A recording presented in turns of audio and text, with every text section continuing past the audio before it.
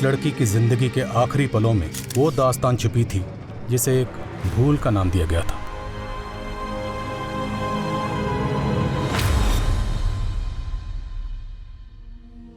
अक्सर ऐसा क्यों होता है, जो लोग दूसरों के हक के लिए लड़ते हैं, किस्मत उनके हक में गलत फैसला सुना देती है। मेरी जिंदगी के कई पन्ने थे, लेकिन हर पन्ने पे 3 शब्द जरूर लिखे होते थे: जोश, जज्बा और जज्बात। Case number 26, Aditya Jain versus Radhika Jain. Your honour, violence का कोई जेंडर नहीं होता है।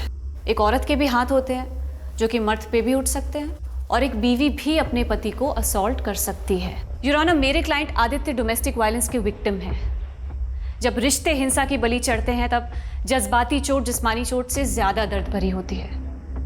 एंड योर ऑनर, दर्द का भी कोई जेंडर नहीं होता है। और झूठ का भी कोई जेंडर नहीं होता।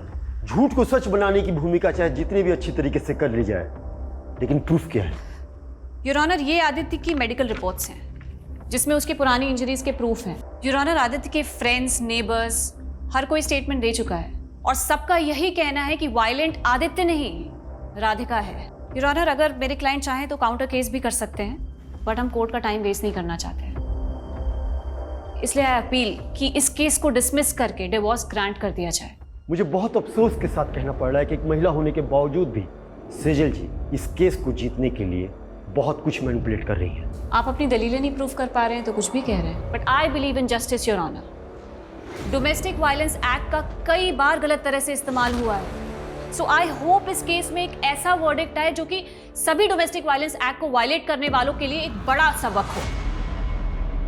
सेजल, मुझे अब विश्वास हो गया है कि तुम्हारी मदद से मैं ये केस जीत सकता हूँ।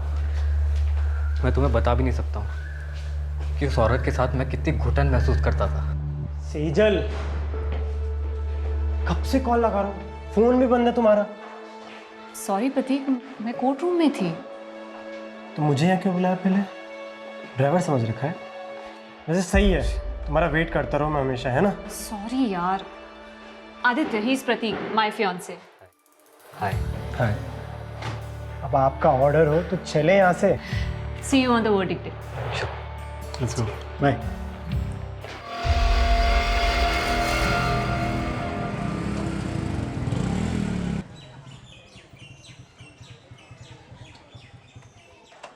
मैंने तुमसे कहा था ना, I was not prepared, और तुम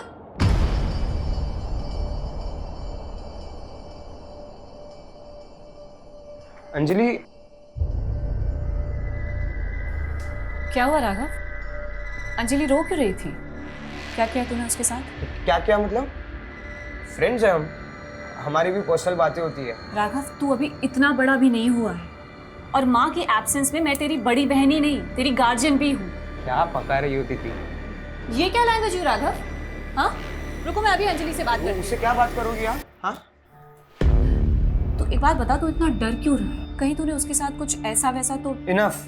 दीदी, मैं आपको कभी पूछता हूँ क्या कि आप प्रतीक के साथ क्या क्या करती हो? हाँ, मेरी भी पर्सनल लाइफ है, सो प्लीज डोंट इंटरफियर। बहुत बदतमीज होता जा रहा है। सेजल, तुम ना छोटी सी बात को इधर का उधर ले जाती हो। यार, तुम उसे शांति से समझाओगी ना तो आई थिंक वो समझ जाएगा। So just relax, okay? चलता। बाहरी दुनिया से जूझना जितना मुश्किल होता है, उससे कहीं ज्यादा मुश्किल उन रिश्तों से जूझना होता है जिनके लिए हम जीते हैं। अपनों की हार के आगे बाहरी दुनिया की जीत भी फीकी लगती है। आदित्य जैन वर्सेस राधिका जैन। इस केस के फैक्ट्स, स्टेटमेंट्स और प्रूफ्स पे बारीकी से गौर करने के बाद ये कोर्ट आदित्य जैन को डोमेस्टिक वायलेंस के चार्जेस से बरी करती है।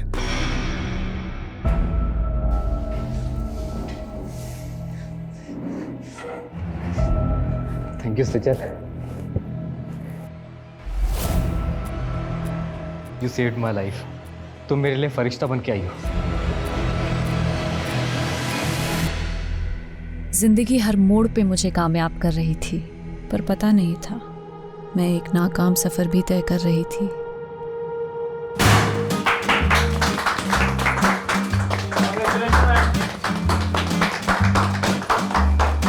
Many congratulations, Sejal. मुझे पता था तुम ये केस जीत कर रहोगे। जिस डेडिकेशन, सिंसियरिटी और ईमानदारी से तुम काम कर रही हो, it's something to be appreciated. Thank you sir, लेकिन मुझे आपसे बहुत ज़रूरी बात। आज कोई काम की बात नहीं होगी। It's a celebration time. And listen guys, Sejal की जीत की खुशी में आज मैंने आप सब के लिए डिनर पार्टी अरेंज की है। एंजॉय।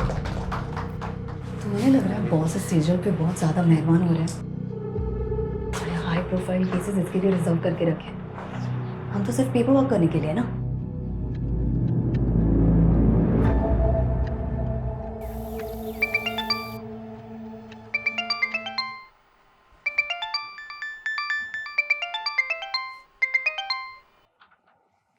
राघव, अखबार में सेजल और उसके केस के बारे में छपा हुआ है और उसने मुझे बताया भी नहीं।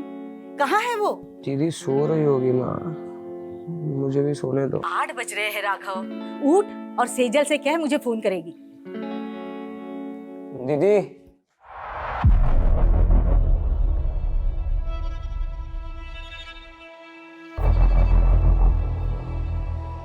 दीदी अंदर हो।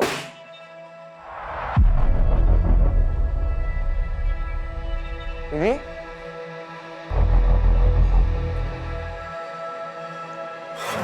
हेलो, कौन?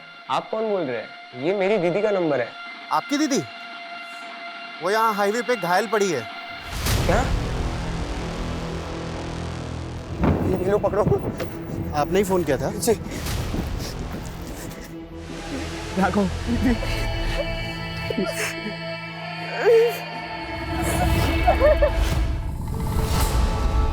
सेजल कुछ बोलेगी भी? मुझे लगता है शायद दीदी के साथ रेप। क्या? इसीलिए पूरे रास्ते कुछ बता नहीं रही थी। मैंने उनसे काफी बार पूछा क्या हुआ दीदी, लेकिन उन्होंने कुछ बताया नहीं। पुलिस को बुलाना चाहिए। नहीं, मुझे सेजल से अकेले में बात कर लेने दे। तू बाहर जा।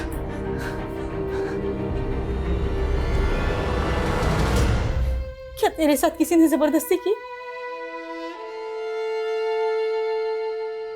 राघव, सेजल ठीक तो है ना? मुझे लगता है कुछ तो हुआ है जो तुम मुझसे छुपा रहे हो। नहीं प्रतीक, ऐसा कुछ नहीं है। अगर सब कुछ ठीक है तो वो मेरा फोन क्यों नहीं उठा रही है? वो दीदी सो रही है, मैं कॉल करवाता हूँ।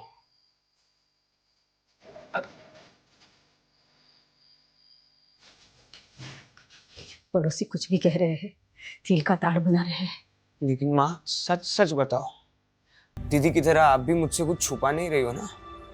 उन्होंने आपको बता दिया ना कि उनके साथ रेप हुआ है। ऐसा कुछ नहीं है, डॉक्टर को दिखाया था ना सेजल को। मुझे भी उसकी परवाह है, तू फिक्र मत कर, वो धीरे धीरे नॉर्मल हो जाएगी। नहीं, यहाँ बैठे बैठे कुछ नहीं होगा। मैं दीदी को लेके जा रहा हूँ, काम करेगी तो उनका मन बदलेगा। ठीक है, मैं भी तेरे और सेजल के साथ वहां आती हूँ।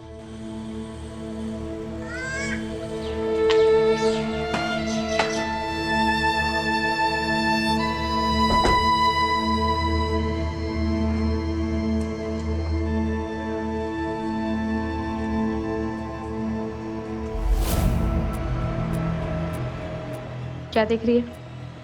चल अंदर।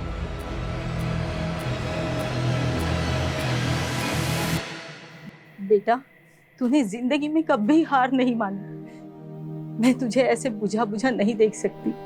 हम यहाँ दोबारा इसलिए आए हैं ताकि तू पहले जैसी बन सके।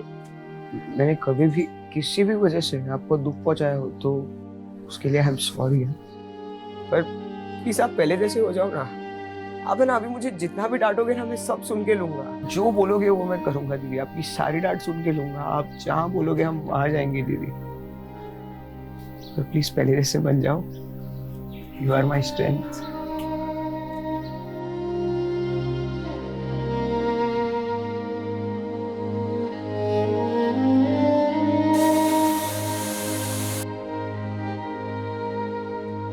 अपने दर्द छिपा के मैं पहली बार एक झूठी जिंदगी जीने की कोशिश कर रही थी। सच मुझसे नाराज था या मैं सच से नाराज थी? मेरी दलीलें मुझे ही उलझा रही थी, पर अपना फैसला भी अब मुझे ही करना था। राघव, तू पक्का सेजल को लेके मुझसे कुछ छुपा नहीं रहा है ना? मैं भी पनवेल आ रहा हूँ। नहीं प्रतीक, वो हम आ गए हैं, सिर्फ 2 ही दिन हुए हैं। अरे तो सेजल का फोन क्यों बंद है? मेरी बात कर उससे। हाँ देखता हूँ। दीदी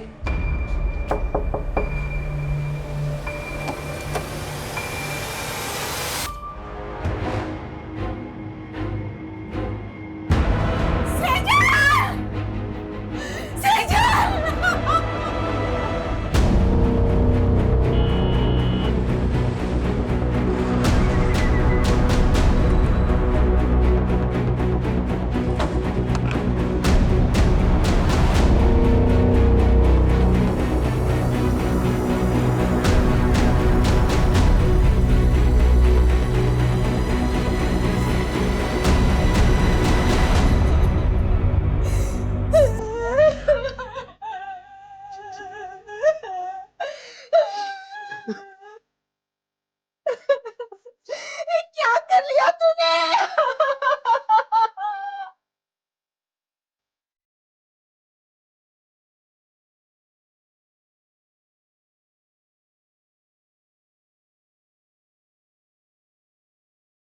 सर ये देख, मेरी शिकायत खुद से, अपने आप से। मैं ऊपर वाले को थैंक्स बोलती हूँ जिसने मुझे ये जिंदगी दी, दुनिया के सबसे अच्छे माँ बाप दिए, प्यारा सा भाई दिया। लेकिन मुझे नहीं मालूम था मेरी एक भूल मुझे उनसे इतना दूर कर देगी।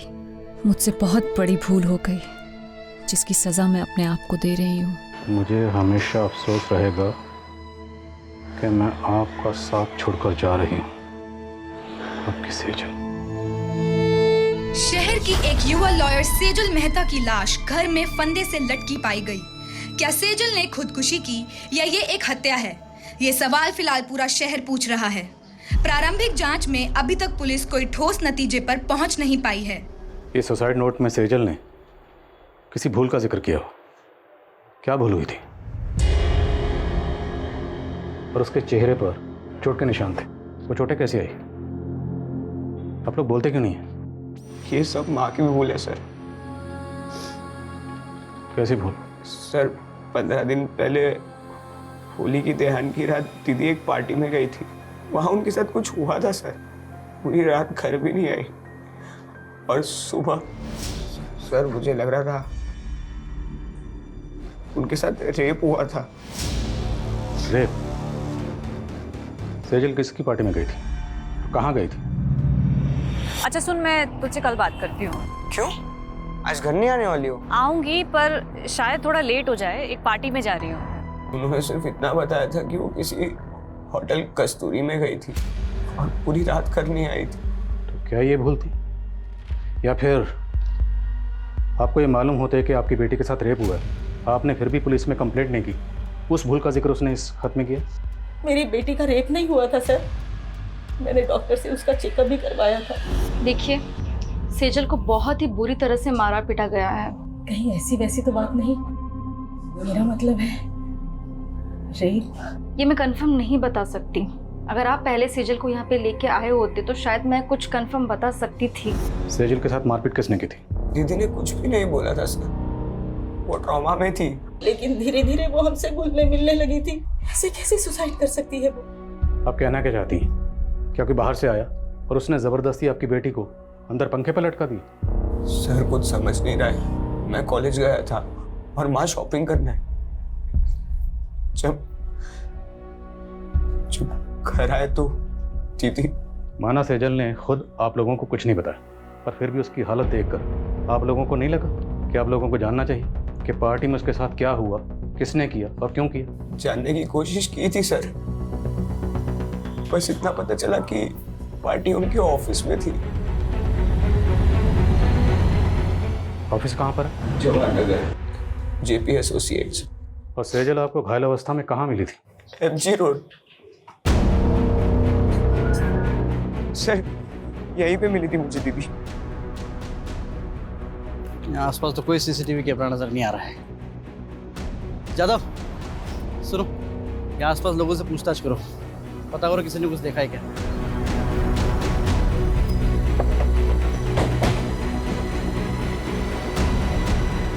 सेजल बहुत स्ट्रांग लड़की थी, मैं मान ही नहीं सकता कि वो सुसाइड करेगी। 12 मार्च की रात आपके ऑफिस की तरफ से कोई पार्टी थी ना? हाँ, पार्टी तो थी। सेजल ने एक कंट्रोवर्शियल केस जीता था, उसी के सेलिब्रेशन में। और ये सेलिब्रेशन होटल कस्तूरी में हुआ था? कस्तूरी? नहीं तो, पार्टी तो ऑफिस में थी। सर, कस्तूरी होटल के बारे में मैं कुछ नहीं जानती। उस दिन पार्टी यहाँ पे ऑफिस में ही थी। ये पार्टी कब तक चली थी?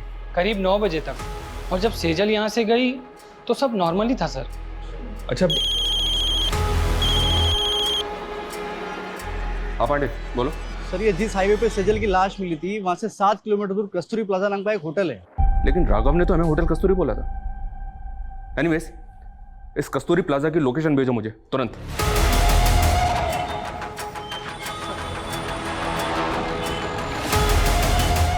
नहीं सर, 12 मार्च को यहाँ कोई पार्टी नहीं थी। इस लड़की को आपने यहाँ देखा था? सर, यहाँ तो बहुत से लोग आते हैं, मुझे याद नहीं है। पांडे, 12 मार्च को यहाँ पे जितने भी गेस्ट आए थे सबकी लिस्ट चेक करो और यहाँ का सीसीटीवी फुटेज भी चेक करो। चाहे सेजल यहाँ पे आई हो। Thank you.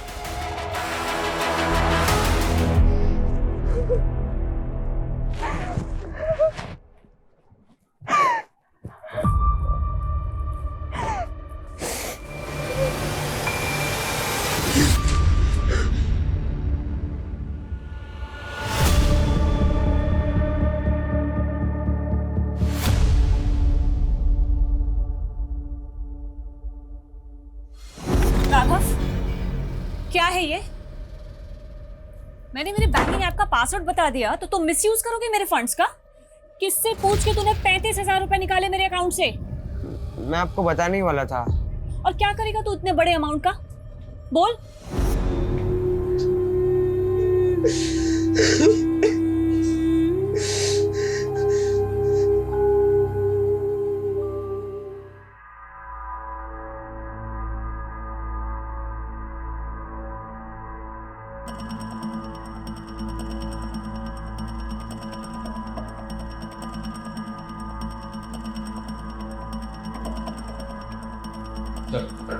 हमने चेक किया, कस्तूरी प्लाजा में 12 मार्च को कोई पार्टी नहीं थी और ऐसा कोई क्लू भी नहीं मिला है जिससे पता चले कि उस रात सेजल वहाँ थी। सेजल के भाई राघव ने होटल कस्तूरी कहा था और ये कस्तूरी प्लाजा है। लेकिन सर, होटल कस्तूरी नाम से कोई होटल नहीं है उस एरिया में। पर पार्टी सेजल की ऑफिस में ही थी, ये तो पूरा स्टाफ करा था। 12 मार्च की ऑफिस की फुटेज चेक करके देख रहे हैं सर, शायद कोई क्लू मिले जिससे पता चले कि उस रात सेजल के साथ हुआ क्या था। 12 मार्च के हादसे को फैमिली वजह मान रही है, जबकि हमें सेजल की लाश उसके 15 दिन बाद 27 मार्च को उसके घर पर ही मिली। भाई ये फैमिली हमें पार्टी और होटल के चक्कर में बेवजह उलझा तो नहीं रही? उनके बयान अटपटे तो हैं। भाई कह रहा है कि उसका रेप हुआ था, माँ कह रही है कि उसका रेप नहीं हुआ था। और ये सुसाइड नोट, इस सुसाइड नोट में सेजल ने किसी भूल का जिक्र किया। जब उनसे पूछा गया कैसी भूल, इस बात का उनके पास कोई जवाब नहीं। आपको लग रहा है ये मर्डर भी हो सकता है? मर्डर के एंगल को भी रूल आउट नहीं किया जा सकता। मर्डर या सुसाइड, 12 मार्च से लेकर 27 मार्च तक फैमिली की एक्टिविटी पता करो। 12 मार्च पे फोकस करो और पता करो कि 12 मार्च को सेजल ऑफिस के अलावा और कहाँ कहाँ गई थी। 13 मार्च से 24 मार्च के बीच ये फैमिली पनवेल में थी सर। तो पनवेल में अपने खबरियों को एक्टिव करो और पनवेल से लौटने के बाद 24 मार्च से लेकर 27 मार्च के बीच में फैमिली में क्या क्या हुआ सब पता करो। और जिस डॉक्टर ने सेजल को एग्जामिन किया था उससे मिलना पड़ेगा, और जिस लड़के से सेजल की मंगनी हुई थी उसे ही पूछताछ के लिए बुलाओ। मैंने 14 मार्च को सेजल का चेकअप किया था। उसके घाव 2-3 दिन पुराने थे, कहीं ब्लेड के कट्स तो कहीं खरोचे, जलने के बहुत निशाने थे। 6-7 जगह तो ब्लड क्लॉट्स हुए थे। ऐसा लग रहा था मानी जैसे कुछ बेल्ट की चीज़ें से मारा गया है। सेजल का रेप हुआ था नहीं? मैं इसको लेके श्योर नहीं हूँ। इनफैक्ट मैंने सेजल के मॉम को भी बोला था। आपकी सेजल से कुछ बात हुई थी? उसने आपको कुछ बताया कि उसके साथ ये सब कैसे हुआ? मैंने सेजल को बहुत पूछा पर उसने कुछ बताया नहीं। इतना दर्द सहने से तो ज्यादा अच्छा होता कि हम गांव ही भाग जाते। जब घर छोड़ के भागे थे तब क्या दर्द कम थे? अरे दर्द दबा के मुस्कुराना सीखा है और मेकअप लगा के जख्म छुपाना भी। जब तक जवानी है बिक रहे हैं, अभी का कमाया हुआ ही आगे चल के उम्र ढलने के बाद काम आएगा, समझी? माना सेजल की फैमिली ने आपको कुछ भी साफ साफ नहीं बताया कि सेजल के साथ क्या हुआ था, पर आपको कुछ तो अंदाज़ा हुआ होगा कि सेजल के साथ ऐसा किसने किया होगा। हमेशा खुश ही दिखती थी। मेरे लिए सोच पाना मुश्किल है कि उसके साथ में ऐसा कुछ हुआ है। 12 मार्च को सेजल के ऑफिस की कोई पार्टी थी। अब अगर सेजल उस पार्टी में जाती तो जाहिर सी बात है आपको तो पता ही होता ना। मेरी इस बारे में उससे फ़ोन पे भी बात हुई थी। प्रतीक, बॉस ने ये केस जीतने की खुशी में एक पार्टी रखी है, लेकिन मुझे ये सेलिब्रेशन बिल्कुल अच्छा नहीं लग रहा है। पर हुआ क्या? मुझसे बहुत बड़ा गूफअप हो गया। गूफअप? कैसा गूफअप? सर क्लियरली मुझे कुछ नहीं पता है, but it was something related to her work. Sejal ने ये लॉ फॉर्म 4 साल पहले ज्वाइन की थी, पर इसमें गौर करने वाली बात है वो ये कि सेजल ने जितने भी केसेस जीते थे या जितने भी केसेस पे वो काम कर रही थी, उनमें से ज़्यादातर केसेस वो थे जो पहले उसकी कुलीग कविता के पास थे। मतलब कविता के केस सेजल को दिए जा रहे, जबकि पहले सेजल कविता को असिस्ट कर रही थी। सर ऑफिस की फुटेज में भी हमने कविता और सेजल के एक और कलीग विकल्प को पॉइंट आउट किया था।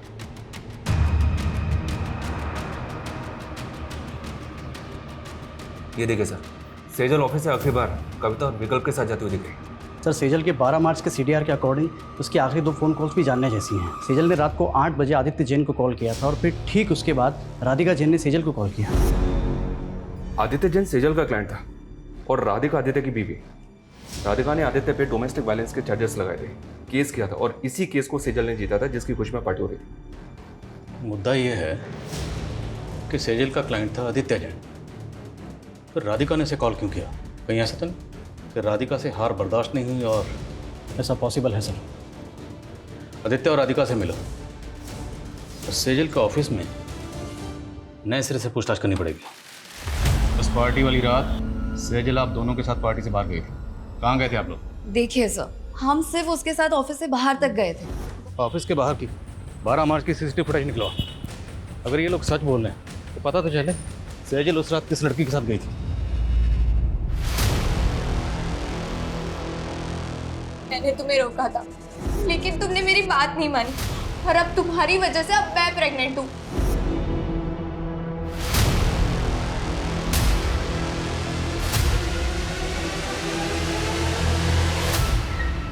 यार आज तो एक भी ग्राहक नहीं फंसा। मेरे को तो खड़े खड़े नींद लग रही है। चल ना घर चलते हैं। मेरी तो बुकिंग आ गई। इसको पूछना, इसको 2 चाहिए क्या? मेरा भी बोनी हो जाएगा। अरे ये मेरे को देने में तो बार्गेनिंग करता रहता, तुझे कहाँ से देगा? जा तू जाके सो जा।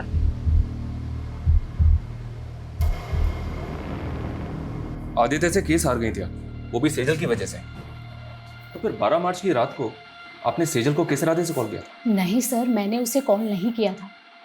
मैंने उसके 5-6 मिस्ड कॉल देखे, तब जाकर मैंने उसे कॉल बैक किया था। तो बात क्या हुई थी आपकी उसके साथ? सेजल को गिल्ट हो रहा था। गिल्ट? अब क्या है सेजल? सॉरी राधिका, जिंदगी में पहली बार मैंने एक गलत इंसान का केस ले लिया। कहना क्या चाहती हो तुम? मुझे आदित्य की सच्चाई पता चल गई है। आई नो, आदित्य नहीं बल्कि तुम डोमेस्टिक वायलेंस का शिकार हुई हो। मैं खुद सेजल की बात सुनकर हैरान थी सर। ऊपर से वो बोल रही थी कि वो मेरे लिए आदित्य के खिलाफ लड़ेगी। हाँ बोलो। सर ये आदित्य के घर पे तो ताला है और मैंने पता किया ये 12 मार्च से ही गायब है और काफ़ी दिनों से इसका फ़ोन भी बंद आ रहा है। आदित्य का 12 मार्च से गायब होना और आदित्य की वाइफ राधिका का ये कहना कि सेजल को उसके लिए गिल्ट हो रहा था, मामला कुछ समझ में नहीं आ रहा। इस गिल्ट को क्या हम सुसाइड नोट में लिखी भूल से कनेक्ट कर सकते हैं? तो फिर सवाल ये है कि इस केस को जीतने के बाद 12 मार्च को जो पार्टी दी गई, सेजल उसमें शामिल थी। सेजल उस पार्टी में क्यों गई? राधिका की बात पर हम ऐसे ही यकीन नहीं कर सकते, हमें खुद क्रॉस चेक करना होगा। Right sir. जिस औरत पर अपने पति को टॉर्चर करने का आरोप हो, वो सेजल से बदला लेने के लिए उसको भी तो टॉर्चर करवा सकती है। तो फिर आदित्य क्यों गायब है? सर शायद उसको भी राधिका नहीं गायब करवाओ, वो उसका राज जानता था। अब इस राज से पर्दा तभी उठ सकता है जब हमें पता हो कि आदित्य क्यों गायब हुआ और कैसे गायब हुआ। आदित्य की बैकग्राउंड खंगाल, और मुझे लगता है कि हमें इस बारे में सेजल के बॉस से बात करनी चाहिए। सर हमें सर सेजल की पोस्टमार्टम रिपोर्ट। पोस्टमार्टम रिपोर्ट के मुताबिक कॉज ऑफ डेथ स्ट्रैंगुलेशन, मतलब मौत दम घुटने से। जिस्म पर चोटों के निशान थे, पर पोस्टमार्टम रिपोर्ट रेप कंफर्म नहीं करती। वो शायद इसलिए क्योंकि पोस्टमार्टम उसकी मौत के काफ़ी दिनों बाद किया गया। मुमकिन है कि रेप हुआ, क्योंकि लड़की के साथ ज़बरदस्ती तो हुई थी। सर, सुसाइड नोट से सेजल की हैंडराइटिंग मैच हो रही है और हमारे पनवेल के खबरियों से इन्फॉर्मेशन मिली सर। कैसी इन्फॉर्मेशन? पनवेल में सेजल के चाचा चाची रहते हैं। पिछले 7 सालों से दोनों परिवार के बीच कोई बातचीत नहीं है। दरअसल सेजल के पापा की दुकान थी जो सेजल के चाचा ने हड़प ली थी। शैलेंद्र, मेरे पति के गुजरते ही तूने अपने रंग दिखाने शुरू कर दिए। पहले उनका बैंक अकाउंट फ्रीज करवा दिया और अब उनकी दुकान हड़प ली। अरे मैं अपने बच्चों की देखभाल कैसे करूंगी? मैं हूं ना, खर्चा उठा लूंगा तुम सबका। वो दुकान मेरे पापा की थी चाचा जी, आप वहाँ सिर्फ नौकरी करते थे और ऐसे कह रहे जैसे हम पे एहसान कर रहे हैं। बस सेजल, भाभी समझाओ इसको। भैया के बाद कोई नहीं है मेरे अलावा तुमको पालने वाला। पाला मेरे पापा ने है आपको चाचा, अपनी दुकान में काम देके, और आप हमें पालोगे।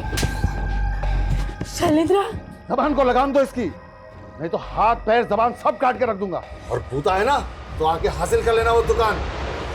शैलेंद्र ने हमें सताया तो बहुत था सर, और शैलेंद्र के उस थप्पड़ ने सेजल के अंदर बहुत बड़ा परिवर्तन ला दिया था। कैसा परिवर्तन? लॉ पढ़ रही थी सर। उन्होंने ठान लिया था कि चाचा से हमारा हक लेकर रहेगी। दिन रात उन्होंने पढ़ाई की और उसके साथ साथ पार्ट टाइम जॉब भी करती थी। चाचा के खिलाफ केस की पैरवी उन्होंने खुद की थी सर। उसने अपने जीवन की हर लड़ाई जीती थी सर। समझ में नहीं आता खुद से कैसे हार गई। क्या लगता है आप लोगों को, क्या शैलेंद्र सेजल के साथ ऐसी ज्यादती कर सकता है? सर, आप 7 साल पुरानी बातें कुरेद रहे हैं और इन बातों को हम कब का भूल चुके हैं। हमने हमेशा सेजल और राघव को अपने बच्चों की तरह माना था। विश्वासघात उन्होंने किया। उस दुकान पर इनका भी बराबर का हक था, लेकिन सेजल ने चालाकी से। छोड़ ना ये सब बातें, कहिए और कुछ है जो आप पूछना चाहते हैं? 12 मार्च को किधर थे आप? यही पनवेल में। पनवेल में कहाँ पे? अपने घर पर ही था। आई डोंट बिलीव राधिका सच बोल रही। राधिका अपने हस्बैंड आदित्य को टॉर्चर करती थी and it's proven in the court. अगर सेजल को केस जीतने के बाद ऐसा कुछ लगता तो सबसे पहले वो मुझे बताती। सेजल के मंगेतर ने बताया कि वो काफ़ी दिनों से परेशान थी, और जब उसने बार बार पूछा सेजल को कि किस बात को लेकर परेशान है, तो सेजल ने बताया कि उससे काम में गुफ्तगू हो। अब जैसे कि आपने कहा कि सेजल सबसे पहले अगर कुछ होता तो आपको बताती, तो अगर इस गुफ्तगू का ताल्लुक राधिका के केस से नहीं है तो फिर किस बात से, जिसको लेकर सेजल परेशान थी? ऐसा कुछ नहीं था, और आप ये बेकार के सवाल करके अपना टाइम वेस्ट कर रहे हैं। सर, मैंने आदित्य के कुछ रिलेटिव से बात की, लेकिन किसी को नहीं पता कि आदित्य इस वक्त कहाँ पे। आदित्य मोती नगर की कंपनी में मैनेजिंग डायरेक्टर था। वहाँ इंक्वायरी करो, शायद कुछ पता चले। सर इसमें 12 मार्च की सेजल के ऑफिस की बाहर की फुटेज है। सर इसमें वो इस लड़की के साथ बाहर जाते हुए दिख रही है। कौन है ये लड़की?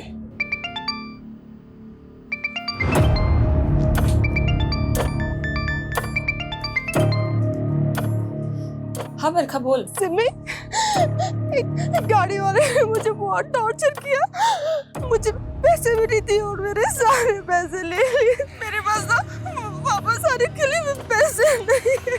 तू घबरा मत बरखा, कहाँ है तू बता मुझे, मैं आती हूँ तुझे लेने।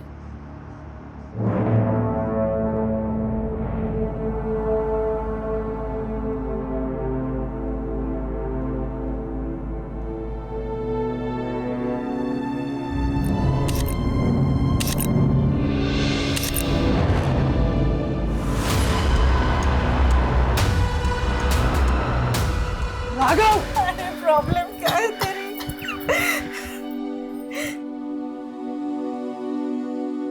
क्या चाहता है तू? फिर से मैं वही दिन देखूं? हाँ?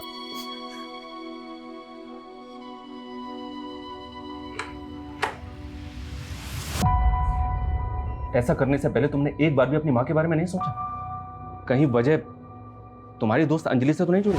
हाँ,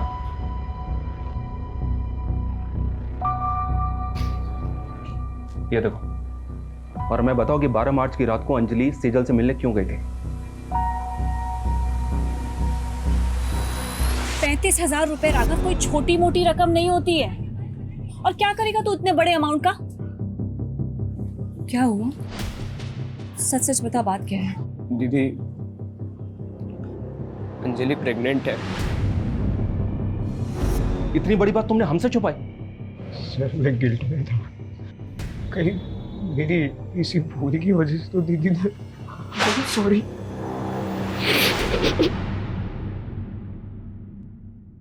कोई प्रेग्नेंट नहीं थी तुम, ये सब ड्रामा है ना? प्रेग्नेंट हो तुम? कोई प्रूफ है? तुम दोनों ने मेरे भाई को बेवकूफ बनाया सिर्फ पैसे हटने के लिए। अब देखना, ऐसे चार्ज में तुम लोगों को अंदर करवाऊंगी ना कि कभी भूलोगे नहीं। 12 मार्च को सेजल को लेकर कहाँ गई थी? मैं तो बस माफी मांगने गई थी उनसे। तुम यहाँ क्या कर रही हो? मुझे माफ कर दो दीदी, प्लीज मेरे खिलाफ कोई केस मत फाइल करना। तुमने गुनाह किया है तो सजा तो तुम्हें दिलवा के रहूंगी मैं। नहीं दीदी प्लीज। वो वहाँ से चली गई थी, कहाँ गई वो मुझे नहीं मालूम है। तो हम मालूम कर लेंगे। जरा इन दोनों को मालूम पर घुमाओ। जी सर। माना तुमने हमसे पहले अंजलि की बात छुपाई, पर हमें अभी तक किसी भी होटल कस्तूरी का पता नहीं चला है। दीदी ने मुझे यही बोला था कि वो उस रात होटल कस्तूरी जा रही थी। अगर होटल कस्तूरी वाकई है तो कहीं तो होगा। हर छोटे मोटे होटल की लिस्टिंग करो और ढूंढो होटल कस्तूरी को। और सेजल अपने भाई राघव को एमजी रोड पर मिली थी। एमजी रोड से लेकर सेजल के ऑफिस तक जहां जहां सीसीटीवी है सबकी फुटेज निकलाओ, फुटेज स्कैन करो। सर, ये आदित्य जिस कंपनी में एमडी था वहां से अचानक से रिजाइन करके चला गया। ऑफिस में इंक्वायरी की तो पता चला कि ये वहां पे काम करने वाली लड़कियों को फेवर देने के लिए उनका शारीरिक शोषण किया करता था। ये बात आदित्य के ऑफिस की एक लड़की ने सेजल से कांटेक्ट करके उसे बताई थी। तो पूरे चांसेस हैं कि आदित्य की वाइफ राधिका का बयान सही है कि सेजल उसके खिलाफ एक्शन लेने वाली थी, क्योंकि आदित्य 12 मार्च से ही गायब। आदित्य के ऑफिस से उसके बारे में एक और लीड मिली है सर। शायद ही अपने मामा के घर पहुंच सकता है। उठो। भागा नहीं था मैंने रिजाइन किया था। तुम 12 मार्च से गायब हो। 12 मार्च मतलब उसी दिन जिस दिन सेजल। मैंने कुछ नहीं किया है, मुझे अपने लॉयर से बात करनी है। अपने लॉयर को तो तूने मार दिया। अब किससे बात करेगा? बोल, क्यों मारा सेजल को? देखो, मुझे डराना मत। मुझे क्या लग रहा है तेरे साथ हम यहाँ पर टाइम पास कर रहे हैं? हाँ, रेप और मोलेस्टेशन के चार्जेस लगे हैं तुझे, और तेरे ऑफिस की कई लड़कियों की रिकॉर्डिंग स्टेटमेंट है हमारे पास। बोल आप। मेरे पास प्रूफ्स हैं तुम्हारी असलियत के। मुझे तो खुद पे गुस्सा आ रहा है कि तुम्हारे जैसे सेक्स ऑफेंडर की पैरवी की मैंने। पर थैंक्स सेजल, तुम्हारी वजह से मैंने केस जीत लिया। मैं राधिका के साथ मिलकर काउंटर केस करूंगी तुम्हारे खिलाफ। कल ही वारंट निकल जाएगा तुम्हारा। मैं डरकर भागा जरूर था, लेकिन मैं सच बोल रहा हूँ, मैंने सेजल के साथ कुछ भी नहीं किया है। राइट सर, मैं पता करने की कोशिश कर रहा था।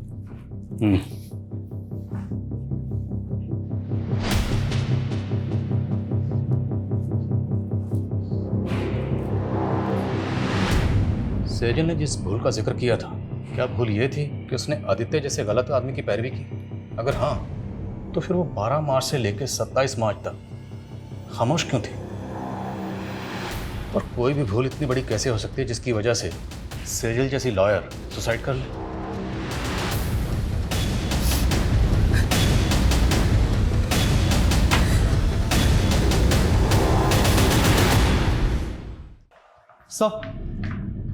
सर, सेजल ने 5 मार्च को कोर्ट में पिटीशन फाइल की थी, जिसमें उसने कोर्ट से अपील की थी कि 7 साल पहले उसके पिता की मौत हार्ट अटैक से नहीं बल्कि उनकी हत्या हुई थी। सर, पिटीशन तो अंडर कंसिडरेशन है, लेकिन सेजल को ये शक था कि उसके चाचा शैलेंद्र का हाथ इसमें था।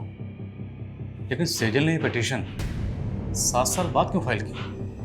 आखिर 7 साल बाद उसके हाथ में ऐसा क्या सुराग लगा हो? सेजल की माँ को भी इस बारे में कुछ नहीं पता, लेकिन सर वो हमें शैलेंद्र के बारे में भी कोई सबूत नहीं मिल रहा है। अगर सेजल की पिता की हत्या के पीछे वाकई उसके चाचा शैलेंद्र का हाथ था और उसके बावजूद वो 7 साल से बाहर है, तो मतलब प्लानिंग लंबी की होगी। और अब सेजल 7 साल बाद उस पर मर्डर चार्जेस लगाकर उसे अंदर करवाने वाली थी। मोटिव स्ट्रांग है। इस शैलेंद्र के बारे में पता करो, उसकी हर एक हरकत पर नजर रखो। Okay sir.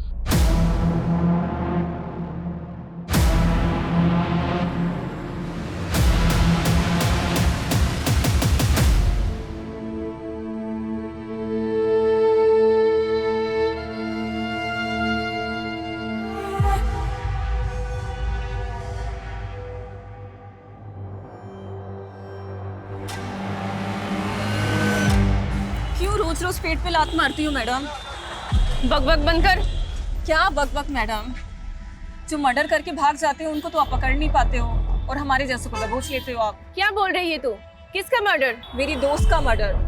6 महीने पहले 12 मार्च को हाईवे रोड पे मेरी दोस्त को मार दिया गया था। उसकी सुनवाई हुई अभी तक? चल ठीक है गाड़ी में बैठ।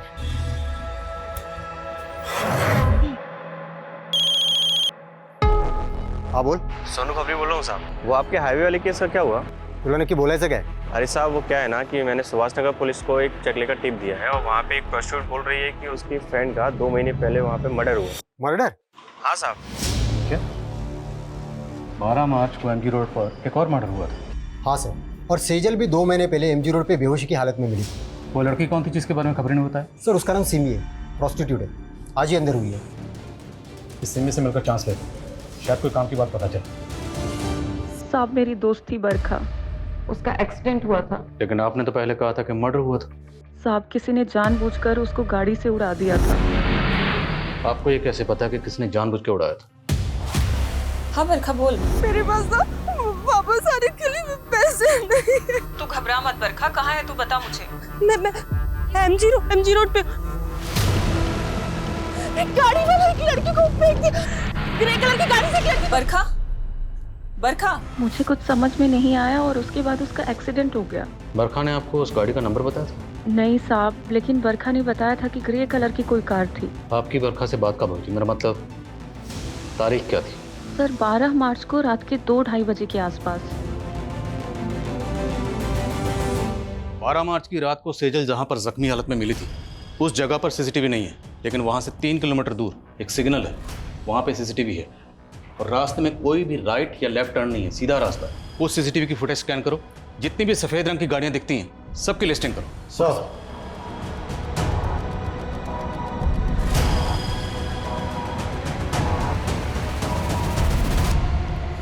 सर उस रात 2 बजे के बाद उस रास्ते से ये 7 ग्रे कारें गुजरी थी और ये इन 7 कारों के 7 ओनर्स हैं। इन ओनर्स की डिटेल्स निकाली तो पता चला कि इनमें से ये मनीष, इसका एक होटल है, होटल संतूरी। राघव ने कहा था कस्तूरी, होटल कस्तूरी में गई थी। संतूरी कस्तूरी। सर ये भी तो हो सकता है कि सुनने में फर्क आया।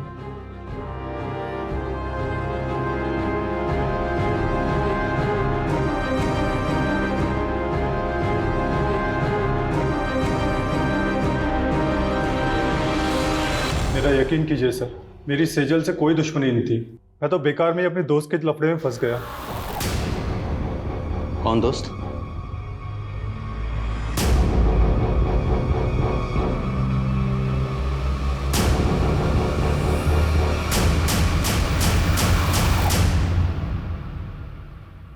दो महीने से तेरी एक्टिंग देख रहा हूं और अब तो इस डंडे पे नाच कर। सेजल ने क्या बिगाड़ा था तुम्हारा? सर मेरा पहले बिल्कुल भी इरादा नहीं था उसे नुकसान पहुंचाने का, बल्कि वो तो ऑफिस की पार्टी मनाने के बाद में उससे मनीष के होटल में मिलने भी आई थी। प्लीज प्रतीक, वैसे भी आदित्य की वजह से मैं बहुत गिल्ट में हूँ। पार्टी करने का एकदम मूड नहीं है। सेजल, ऑफिस में ये सब चलता रहता है। Please please. कौन कौन कौन कौन कौन? Cheers guys.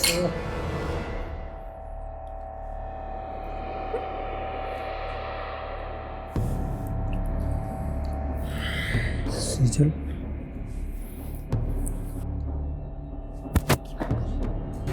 दोस्त है सामने।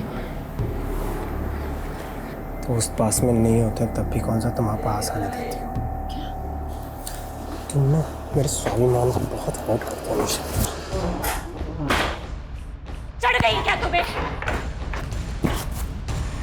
पागल हो गए हो क्या? क्या कर रही है? छोड़ भाभी को। चुप। काय की भाभी? आज ना तेरा रेप करूंगा मैं, पता है? क्या बोल रही है? तेरा मन कर रहा तो तू भी कर ले।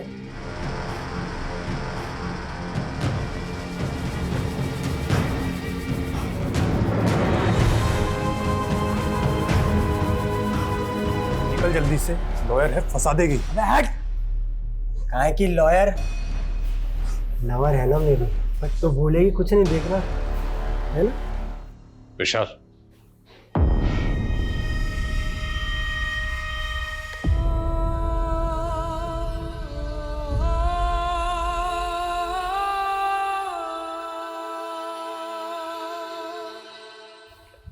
सर सेजल के साथ उसके अपनी मंगेतर ने इतना सब किया, फिर भी वो 15 दिन तक चुप रही। जबकि सेजल कोई आम लड़की नहीं थी, एक लॉयर थी, एक ऐसी लॉयर जो लोगों के इंसाफ के लिए ईमानदारी से लड़ती थी। सेजल प्रतीक को बचपन से प्यार करती थी। उसने प्रतीक पर आंख बंद करके भरोसा किया, लेकिन प्रतीक ने उसके भरोसे को तोड़ा। जब इंसान को किसी अपने सबसे ज्यादा करीबी से धोखा मिलता है तो उस इंसान का पूरी इंसानियत से भरोसा उठ जाता है। सेजल के साथ भी यही हुआ। उसने अपने सुसाइड नोट में यही लिखा कि उसे लग रहा था कि प्रतीक पे भरोसा करके उसने अपनी जिंदगी की सबसे बड़ी भूल की। वो भूल जरूर थी, लेकिन सबसे बड़ी नहीं। सबसे बड़ी भूल थी उसका अपनी जिंदगी को खत्म करना, खुदकुशी करना। हम सब की जिंदगी में दुश्वारियां आती हैं, परेशानियां आती हैं, लेकिन उन परेशानियों से लड़ते हुए, दुश्वारियों से जूझते हुए, जद्दोजहद करते हुए जिंदगी में आगे बढ़ना होता है। इसी का नाम जिंदगी है। मौत किसी मसले का हल नहीं है।